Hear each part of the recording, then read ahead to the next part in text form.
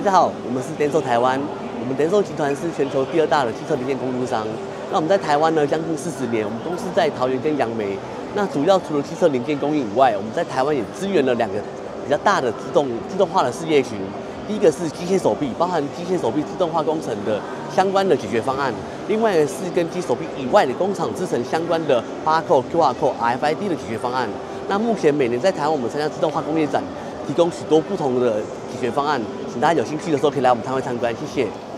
这次主要特别介绍的是一个新的 solution， 就是我们透过我们的协作型的6轴机械手臂，搭配现在新的 AI 3D 视觉，去针对以前比较难做的金属件，就是容易反光啦，或是透明就不容易看到的一些工件，做个夹取跟组装的动作。那我们常常看到说，一般的医疗产业或是电子加工业，或是网络通讯，常常针对透明件，还有针对我们金属因为反光的关系，所以我们自动化难以导入，变成需要人工的去做一个组装的动作。那现在透过3D 的视觉搭配